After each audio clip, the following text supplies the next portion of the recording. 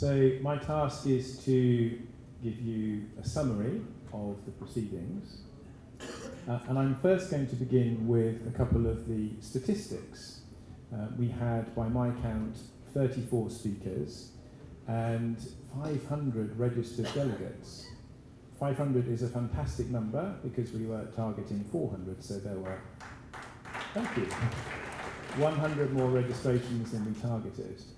And those registrations came from 20 countries, which was ensuring representation around the Asia-Pacific region. In addition, we sent invitations to the diplomatic missions here in Delhi, and I personally spoke to representatives from the European Union, France, Germany, Bhutan, and the UK, and there were probably others as well that I didn't manage to speak to. So we opened the session with our fantastic keynote speaker, Sangeet Chowdhury, and he encouraged creators and producers to think of new ways to obtain value from their content. And he put forward ideas about how regulators should be non-binary. Rather, he suggested that regulators should require platforms to be open with their data, which a number of people I spoke to thought was a really fascinating idea.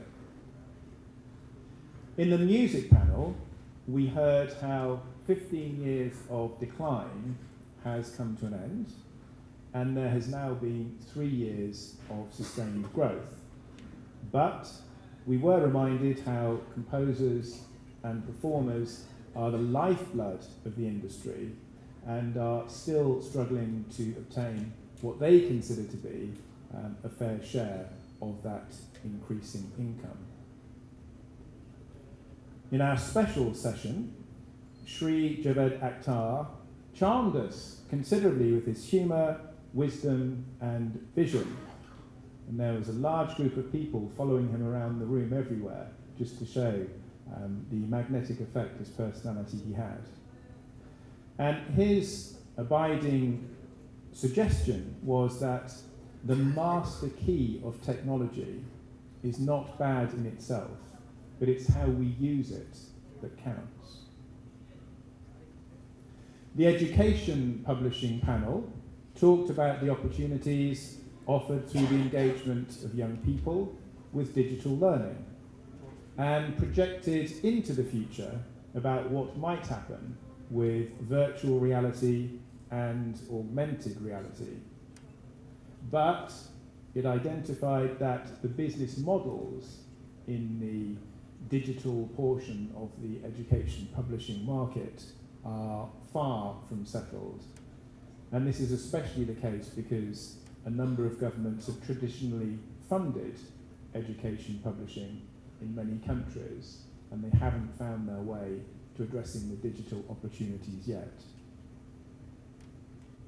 In the film panel, we learned that functional new business models have been instrumental in bringing down teenage piracy by 70% in Australia. And we also learned that here in India, administrative blocking through industry collaboration with government has proven to be far more effective than taking criminal action. The Broadcasting and Media Convergence panel saw lots of discussion about payment models, but the belief was expressed that audiences will move to quality content and then revenue will follow. The panel said that there were 3 key drivers to this successful media convergence. The first of those would be that there should be a high quality of content. Secondly, that the content should be functional by way of access and price. And the third driver for successful convergence is what was called a brand filter. So whichever channel the content was going to find its way through, the brand values would have to be consistent across those channels for that operator to successfully survive the newly converged or converging markets. And our final panel was digital rights and infrastructure. And here the panelists said that we need our infrastructure to enable the delivery of independent, innovative, and local content. We were pleased to hear that the WIPO Toolkit has had a mention. This is the toolkit on good governance for CMOs, and that was in response to a question asking about governance and regulation for CMOs, their management, and how governments would actually ensure that they delivered their objectives.